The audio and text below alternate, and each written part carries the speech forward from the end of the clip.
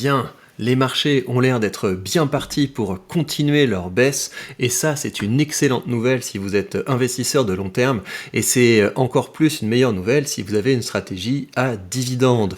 Et c'est pour ça qu'on se retrouve, on va faire ensemble le point sur les dividendes collectés au mois d'août. Alors bien sûr, dites-moi vous dans les commentaires combien de dividendes vous avez récolté en août. Dites-moi comment ça s'est passé parce que c'est le meilleur moyen de rester motivé. Alors, pour ma part, j'ai reçu un dividende de mon ETF qui investit dans la zone Pacifique, dans les entreprises qui ont les meilleures performances sociales et responsables. Ça, c'est un ETF qui verse 2 fois par an. J'ai eu un dividende de Apple, donc c'est tout petit. Et si vous voulez, les boîtes comme Apple, les boîtes comme Microsoft, j'ai un rendement qui est faible, mais la thèse que j'ai sur ces boîtes, c'est qu'elles vont augmenter leurs dividendes régulièrement, fortement, et si bien qu'une grande partie de l'argent que je vais gagner va provenir de leur effort à elles. Vu que j'ai un horizon de 15 ans, de 20 ans, de 30 ans quand j'investis, eh bien être dans des entreprises comme ça qui augmentent régulièrement leurs dividendes, bah, c'est la perspective de s'enrichir sur le long terme. Alors ensuite j'ai eu un dividende de Main Street Capital, donc ça fait partie de mes entreprises qui versent des dividendes tous les mois.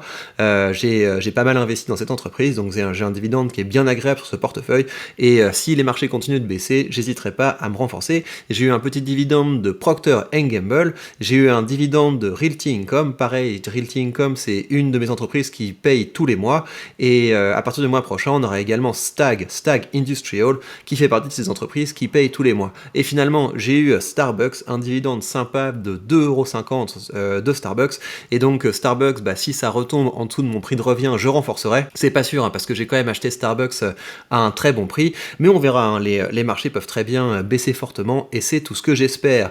Donc le mois d'août, j'ai récolté 7,64 $, enfin 7,64 € après la taxe que l'État prélève directement dans mon portefeuille, et voilà, ça ressemble à ça. Donc on est parti de 35 centimes en janvier, on a eu une pointe en juin où on était à près de 40 €, et là on est aux alentours de 8 €. Alors pourquoi est-ce qu'il y a de telles variations? Pourquoi est-ce que j'ai ce mois de juin qui est tellement au-dessus des autres? Parce qu'il y a beaucoup d'ETF que j'ai en portefeuille qui versent leurs dividendes de façon trimestrielle. Donc vous voyez, hein, c'est l'ETF qui investit dans les entreprises européennes à haut dividende, mon ETF de Vanguard qui investit dans le monde entier avec les hauts dividendes, j'ai celui-là, enfin voilà, j'ai différents ETF qui versent tous les trimestres, donc septembre, décembre, ça va être les prochains versements de ces ETF. Alors, si on regarde maintenant tous les dividendes que j'ai reçus, parce que mon portefeuille Bucks, c'est le nouveau portefeuille que je construis, mais j'ai un autre portefeuille chez un autre courtier qui est plus avancé, et j'ai switché récemment de ce courtier vers Bucks pour bénéficier de meilleurs tarifs, de meilleurs frais d'investissement. Donc si je combine les deux, au mois d'août, j'ai gagné 110 € en dividendes. Donc c'est pas mal, hein, 110 €, ça paye un plein et demi, disons, peut-être 2 pleins, parce que j'ai une petite voiture qui ne consomme pas beaucoup, donc voilà, ça paye 2 pleins, donc voilà, les dividendes m'ont payé 2 pleins, et comme j'utilise à peu près 2 pleins par mois, on peut dire que mes dividendes ont payer l'essence. Alors, vous voyez ce genre de courbe, il y a des côtés un petit peu démoralisants quand on se dit « Oh là là, j'étais à près de 300 € et là je retombe à 100 €, etc. » Mais ce qui est important, c'est vraiment la courbe, c'est vraiment la tendance. Il faut se dire que le portefeuille, ça va vraiment dans la bonne direction. Alors, au mois de septembre, on va avoir encore les ETF qui vont verser leurs dividendes, donc on va encore faire une belle pointe. Et surtout, tous ces dividendes qui tombent, je les réinvestis. Et 100 € par mois qu'on réinvestit, ça commence à être du sérieux. Ça commence à être vraiment intéressant, et donc avec l'effet cumulé du fait que j'investis régulièrement, du fait que les entreprises dans lesquelles j'investis augmentent leurs dividendes, et avec le fait que je peux réinvestir ces dividendes, et ben on a quelque chose qui va être de plus en plus sympathique. Et ce qui est génial, c'est que ça accélère, c'est que l'augmentation accélère. Quand je compare comme ça par rapport au mois dernier, ben voilà, c'est un peu tristoun de voir que j'ai gagné que 100 € en dividendes, mais si je compare avec août de l'année dernière, août de l'année dernière, j'avais touché 70 €. Et si je regarde août de l'année d'avant, eh bien août de l'année d'avant, j'avais gagné 35 €. Donc on est sur une tendance qui est quand même très intéressante, ça augmente rapidement, et donc l'objectif évidemment c'est de toujours faire mieux que le mois de l'année passée, et ça, il n'y a pas de problème en fait, il suffit d'investir de façon régulière, et on sait qu'on va se battre mois après mois, et c'est ça quand même qui est très positif. Ceci dit, comme je ne suis pas tout à fait satisfait des rendements de mon portefeuille, eh bien ce que je vais faire de ce pas, c'est que je vais ajouter une part de mon ETF qui investit dans les actions européennes à haut dividende.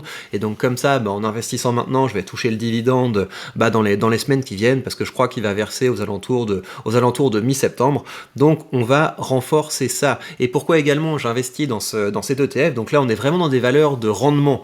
On est dans des valeurs de rendement, on est dans des entreprises qui sont matures, des entreprises qui auront peut-être un peu de croissance à l'avenir, mais qui sont quand même globalement des entreprises qui vont préserver nos capitales plutôt que l'augmenter. C'est vraiment des entreprises qui sont faites pour avoir un rendement intéressant. Sur cet ETF en ce moment, on a un rendement qu'aux alentours de 6% en dividendes, donc c'est quand même pas mal du tout. Et donc pourquoi est-ce que j'investis dans celui-là? Parce que pour revenir sur les boîtes de tech, pour revenir sur les boîtes de croissance, je vais attendre que ça baisse encore un petit peu. Si ça baisse, parce que peut-être que le marché va se retourner, mais si le marché continue de baisser, là je vais commencer à refaire mes positions dans Microsoft, dans Apple, dans Google, dans mes boîtes de croissance. Je vais attendre quand même un petit peu, et en attendant, ce qui est important, c'est d'investir régulièrement pour pouvoir maintenir la machine en marche, pour pouvoir maintenir l'effet cumulé actif. Eh bien, je vais privilégier les valeurs à haut rendement en attendant que les marchés baissent encore un peu, ou qu'ils baissent encore beaucoup. Moi, tout ça me va très bien. Plus ça baisse, plus il y a de bonnes affaires. Et pourquoi est-ce que je trouve que c'est important d'avoir quand même un peu de rendement dans un portefeuille? C'est pour le réinvestissement. C'est parce que quand vous commencez à avoir des dividendes qui tombent, vous avez toujours des liquidités sur votre portefeuille. Et là, chez moi, c'est des petits montants, c'est 100 euros, 200 euros, 300 euros par mois, mais au bout d'un moment, on se retrouve avec 1000 euros, 2000 euros, 3000 euros par mois qui arrivent sur le portefeuille en dividendes. Et donc, ce qui est intéressant, c'est qu'on a un flux continu d'argent qui arrive sur le portefeuille, si bien qu'on peut tout de suite saisir les opportunités de marché. Et ça, je trouve ça génial, ça permet d'être beaucoup plus réactif, ça permet, si on n'a pas le temps d'envoyer de l'argent sur notre courtier, alors après, envoyer de l'argent sur le courtier, ça prend 2 secondes, Quand vous êtes chez Bucks et que vous avez une banque à peu près normale, quand je fais le transfert, 2 minutes ou 3 minutes après, il arrive sur mon portefeuille. Mais ce que je veux dire, c'est que quand vous n'avez pas prévu de faire, d'épargner un peu de votre argent, vous avez de l'argent qui arrive automatiquement sur votre courtier via les dividendes, et vous pouvez réinvestir. Et donc quand vous commencez à avoir un flux continu d'argent, eh bien vous pouvez bénéficier de toutes les opportunités de marché. Et je vous rappelle que si ça vous dit de commencer à investir, vous avez sous cette vidéo le lien vers le courtier que j'utilise, et en suivant ce lien, vous bénéficiez d'une action gratuite dès que vous créditez votre compte.